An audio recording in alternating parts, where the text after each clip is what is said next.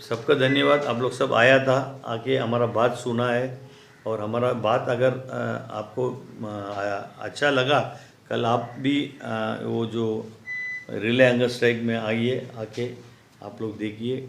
हम लोग आपको भी इनवाइट कर रहे हैं कि उसमें पार्टिसिपेट करने के लिए।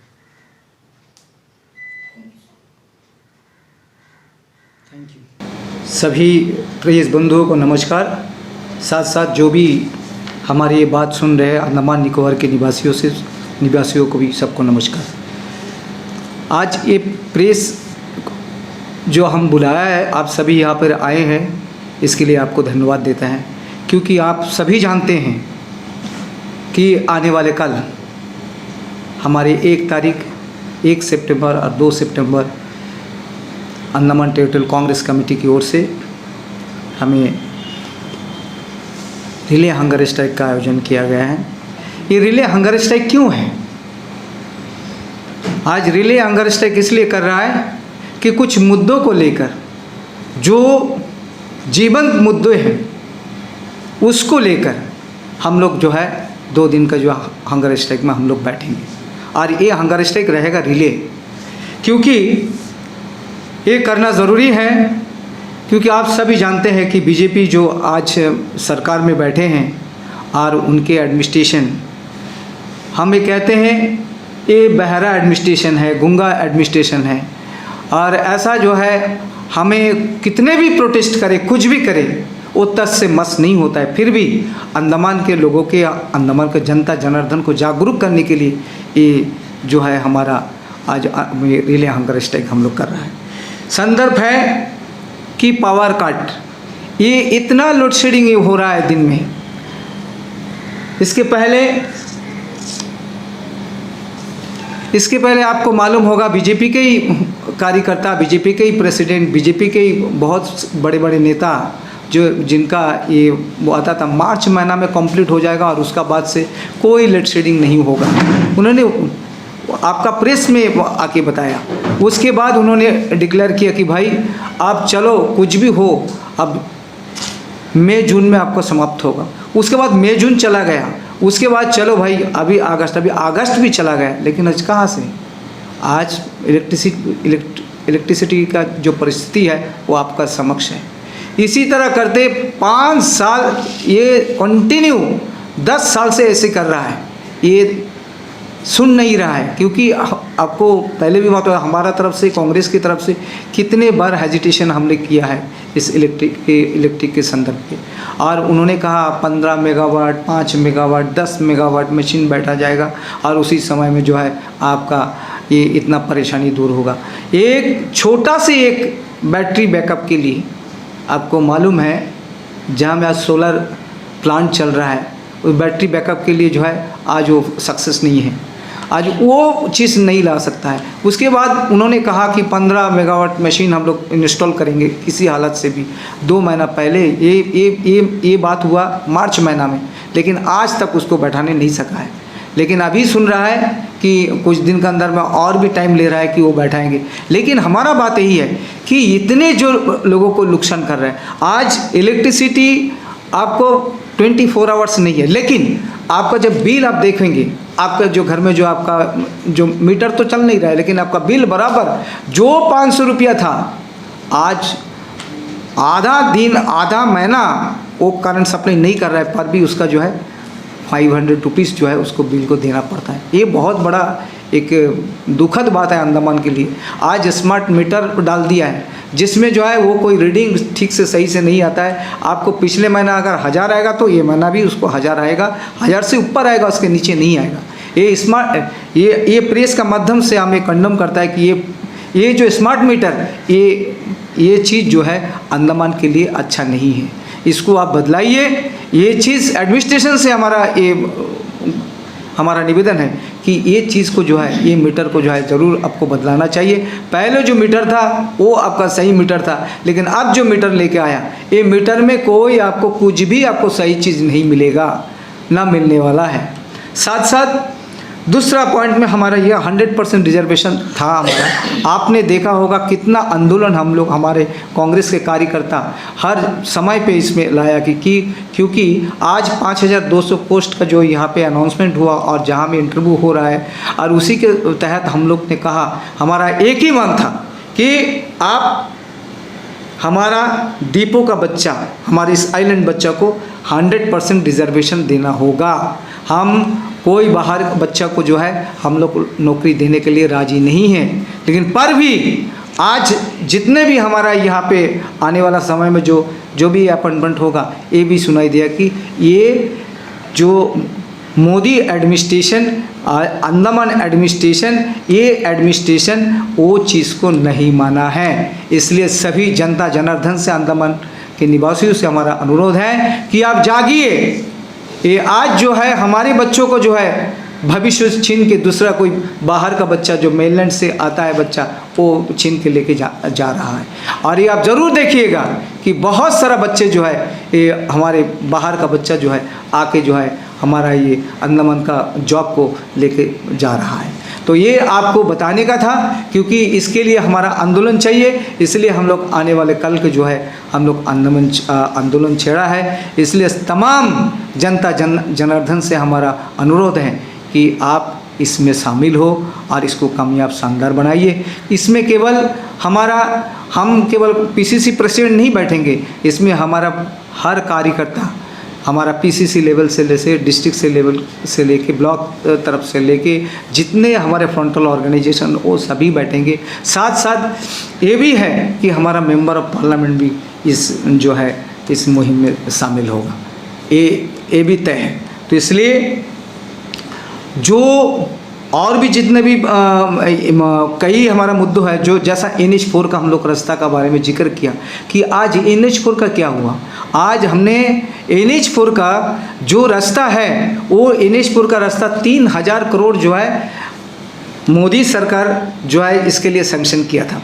मोदी सरकार सैंक्शन कर दिया, लेकिन आज जो कॉन्ट्रैक्टर को दे दिया, वो कॉन्ट्रैक्टर पूरा 3000 करोड़ बराबर कर दिया, लेकिन रास्ता नहीं बना है।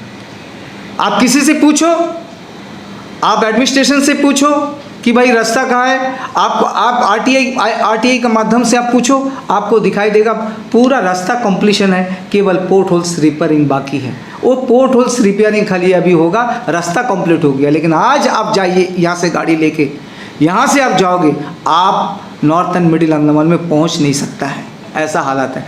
कुछ दिनों के अंदर में north and middle south Andaman ये सब कटअप हो जाएगा, क्योंकि रास्ता ऐसा कंडीशन में आ गया कि उसमें गाड़ी चलने का लायक नहीं है। हम लोग बहुत प्रयास कर रहा है, इसको जवाब हमारे मोदी भक्त को देना पड़ेगा कि भाई कैसा आज कहता है कि मोदी जी सेंटर में कहता है, सुना है, ना किसी को खाऊंगा ना कोई किसी को खाने दूंगा, लेकिन आज क्या हुआ, पूरा ही तो सब खाली है, कोई रास्ता ही नहीं बना है। 3000 करोड़ ये 1-2 पैसा नहीं है। आज यहाँ से कितना से बना है, यहाँ से केवल जिरगाटन तक रास्ता बना है, उसके बाद से आप बाराटन से चले जाओ और डिगलीपुर तक देखो, आपको जगह में रास्ता दिखाई नहीं देगा। तो फिर कहाँ गया है पैसा। थोड़ा कुछ जगह जगह पैच खाली बनाया, बाकी सारा रास्ता खराब होके पड़ा है, एकदम रास्ता बिल्कुल नाई के बड़ा हुआ। इसलिए हमारा जितना भी प्रेस बंधु यहाँ पे है, हम उनसे भी आग्रह करता है कि एक बार उस रास्ता का परिस्थिति को आप लोग एक बार हाईलाइट किए, क्योंकि अंडमान की जनता जनार्दन इसको सही रूप से मालूम नहीं है कि हम अभी प्रेस कॉन्फ्रेंस कर रहा है, इसका माध्यम से हम बताते हैं कि भाई ऐसा रास्ता का कंडीशन है। बाकी ही आप लोग अगर थोड़ा जाके अगर इसको हाईलाइट करेगा तो बहुत बड़ा यहाँ पे बहुत हमारे लिए, जनता के लिए, और हम जो ये प्रेस कर रहा है इसका भी सच्चाई साबुत आपको मिलेगा। साथ ही साथ आप ये चीज़ हम लोग ये कर रहा है, इसका अंदर में जो आज ऐसा एक आपदा, ऐसा एक परिस्थिति हमारा डिगलीपुर क्षेत्र में हुआ। आपको मालूम है रेनी सीजन है, और रेनी सीजन में अब इतना भयंकर बारिश जैसा डिगलीपुर पूरा बह के चला गया, ऐसा परिस्थिति है। तो हम इस प्रेस कॉन्फ्रेंस के माध्यम से हमारे एडमिनिस्ट्रेशन से मैं ये अनुरोध करता हूँ कि आप इसको संज्ञान ले। इसके ऊपर में हमारे जो गरीब से गरीब लोग वहाँ पर है, जितने घर डूबा हुआ है, सारा जान मान जितना भी प्रॉपर्टी का नुकसान हुआ है वो तो आप भरपाई नहीं कर सकता, फिर भी कुछ हद तक उन लोग को आज उनका साथ में जाके खड़ा होके कम से कम एडमिनिस्ट्रेशन की तरफ से उनको कुछ मदद मिले। साथ ही साथ हम ये भी आग्रह करता हमारा जो उपराज्यपाल महोदय से कि उन्होंने कभी तो अभी तक तो हमने देखा नहीं कि एक जागरूकता का साथ में कोई काम किया है उन्होंने। वो तो हमारा इस द्वीप का राजा है, इस राजा जी सोया पड़ा है, इसलिए राजा जी को हम ये कहते हैं कि राजा जी आप जागे और जाग के जो है हमारा डिगलीपुर निवासी को जो है थोड़ा मदद करें, ताकि ये बहुत भयंकर फ्लड, इतना बड़ा फ्लड आज तक डिगलीपुर का हिस्ट्री में हुआ नहीं है। लेकिन ये इस त्रासदी में कम से कम हमारा एडमिनिस्ट्रेशन, हमारे जो सोया हुआ एडमिनिस्ट्रेशन से मेरा निवेदन है कि भाई आप थोड़ा इसको जाके संज्ञान ले और हमारे जो लोग हैं उनको थोड़ा मदद करें। साथ ही साथ मैं हमारा कैंपेन कमेटी चेयरपर्सन से भी हम अनुरोध करते हैं कि भाई आप भी बाकी जो जितने भी पॉइंट्स के बारे में वो सारा चीज़ को जिक्र करें। और यही अंतिम समय में हम ये कहते हैं सारे जनता जनार्दन इस साउथ अंडमान के, ये जो आज आने वाला कल को जो हम लोग बैठेंगे, ये जो हमारा रिले हंगर स्ट्राइक रहेगा, ये सवेरे से हम 10 बजे से शुरुआत होगा और शाम 6 बजे से एक ग्रुप रहेगा। उसके बाद नाइट में हम लोग वहाँ पे स्टे करेंगे और एक ग्रुप, और उसके बाद दूसरे दिन जो है 9 बजे से लेके शाम को 6 बजे समापन होगा। और समापन का जो घड़ी होगा उसमें हमारा पब्लिक मीटिंग के साथ में हमारा समापन होगा। साथ साथ जितने भी साउथ अंडमान के हमारे ऑटो चालक भाई से लेके तमाम जनता जनार्दन से हमारा अपील है कि ये मुद्दा जो है ये आप सबका मुद्दा है, आम जनता का मुद्दा है। इस मुद्दे में अगर आप सहयोग नहीं करोगे तो हम सोचता है कि फिर हमारा लोकतंत्र ही बेकार होगा। इसलिए आप सभी से मेरा पूर्ण रूप से और एक बार अनुरोध करता हूं कि आप जो भी सुने हमारी बात को कृपया करके आने वाला कल जो है हमारा साथ में साथ दे, ताकि हम इस मुद्दे को लेके हम संघर्ष कर सके और इस मुद्दे को जो है हम जो मुद्दे हम लिया है इसको हम कामयाब कर सके। यही आपसे विनती है। नमस्कार। सबको नमस्कार। हमारा पार्टी प्रेसिडेंट ने जो विस्तार से आपको कुछ मुद्दों के बारे में बात किया, हम शिक्षा के बारे में बात करने वाला था। आज जो अंडमान के अंदर में शिक्षा का क्वालिटी जो नीचे गिरते जा रहा है, इसका क्या कारण है करके हम लोग एनालाइज किया। उसमें है कि टीचर्स का जो के बारे में बहुत बड़ा हम लोग का चिंता है, शिक्षा के बारे में हम लोग को बहुत चिंता है। देखिए बच्चों लोग आज मेनलैंड का बच्चे लोग से कंपटीशन करना पड़ता है। इधर का शिक्षा का क्वालिटी जो है नीचे होते जा रहा है, क्योंकि स्कूल में प्रिंसिपल नहीं है, स्कूल में वाइस प्रिंसिपल नहीं है, स्कूल में सब्जेक्ट टीचर्स नहीं है। हाल ही में आप देखा होगा हमारा मुख्य सचिव ने इन्वॉल्व होके जो कार निकोबार में एक 2-3 महीना के लिए एक टीचर भेज रहा है। ये टेम्पररी सोल्यूशन है। परमानेंट सोल्यूशन जब तक रिक्रूटमेंट ख़त्म नहीं होगा, हम आपके माध्यम से मुख्य सचिव को रिक्वेस्ट करते हैं कि जल्द से जल्द ये जो रिक्रूटमेंट प्रोसेस ख़त्म करके जो जो जगह में टीचर्स नहीं है, टीचर्स को वहाँ जगह में वो सब्जेक्ट में, खासकर कंप्यूटर साइंस में, साइंस सब्जेक्ट्स में टीचर्स नहीं है। सबका इक्वल राइट मिलना चाहिए। खाली पोर्ट ब्लेयर का बच्चा लोगों को एजुकेशन है और बाकी दूर जगह इलाका का जो एजुकेशन सिस्टम को इन लोग इक्वलाइज नहीं किया। ये मुख्य सचिव का नॉलेज में है, उन लोग काम कर रहा है, लेकिन वो काम करने का समय में बहुत बच्चे लोग निकल जाएगा। आप देखा डीप रेट का इशू है, अभी तक तो सॉर्ट आउट नहीं हुआ। जितना बच्चा लोग डीप रेट में था सब टीसी लेके बाहर चले गया। ये अच्छा बात नहीं है, अंडमान के लिए अच्छा बात नहीं, क्योंकि ये जो हमारा शिक्षा जो है, अभी डीम्ड यूनिवर्सिटी का बात आया, डीम्ड यूनिवर्सिटी को भी ये कब तक होगा, उसका क्या इफेक्ट होगा अंडमान में, ये देखना पड़ेगा। मतलब जो फार्मर का बच्चा जो बाहर से आता है वो उतना अफोर्ड नहीं कर पाएंगे। सो हमारा आपका माध्यम से ये रिक्वेस्ट है एडमिनिस्ट्रेशन से, एजुकेशन को आप एक व्यापार मत बनाइए, एजुकेशन को सिंपल रखिए। अभी वो स्टेज नहीं आया कि हमारा जो लोअर इनकम ग्रुप फैमिली इसको सपोर्ट नहीं कर पाएंगे। पानी का तो आपका मालूम है, लास्ट 4-5 साल से आप लोग देख रहे हैं, धनिकारी डैम को हाइट बढ़ाया, फिर भी हमारा जो पानी का जो देने का, देखिए बाकी सब क्षेत्र में आप टैप खोलो पानी आएगा।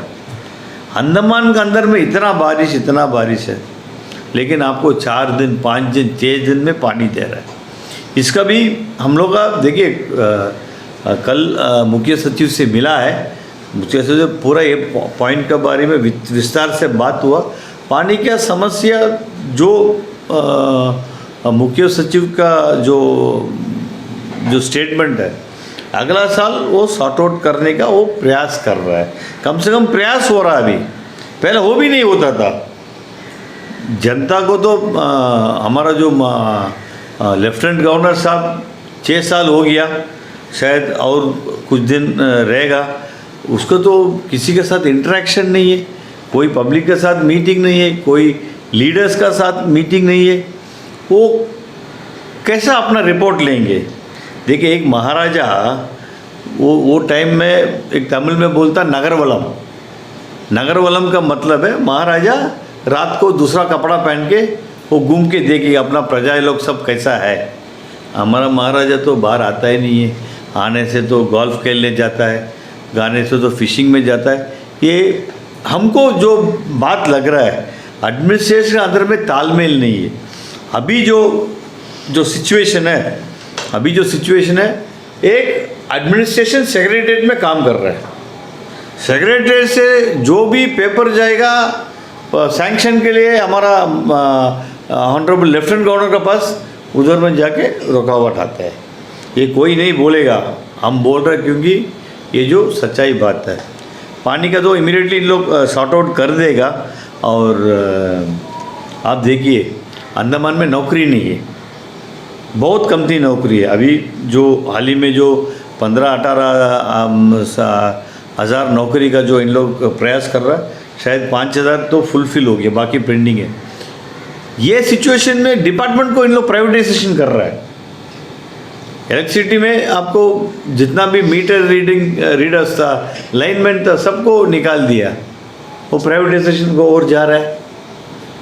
और ट्रांसपोर्ट डिपार्टमेंट, हाँ बताइए, ये जो इलेक्ट्रिक गाड़ी जो मंगाया, कोई टेंडर प्रोसेस के बारे में आपको मालूम है? कौन टेंडर किया, कितना आदमी टेंडर में पार्टिसिपेट किया, वो टेंडर क्यों अंडमान में नहीं हुआ? आप जो बड़ा टेंडर है, जो ये है, वो दिल्ली में ख़त्म हो जाता, जैसा एनएच का है। एनएच का अगर अंडमान के कॉन्ट्रैक्टर को देता, 10-10 किलोमीटर एक कॉन्ट्रैक्टर को देता, आज आपको अकाउंटेबिलिटी है।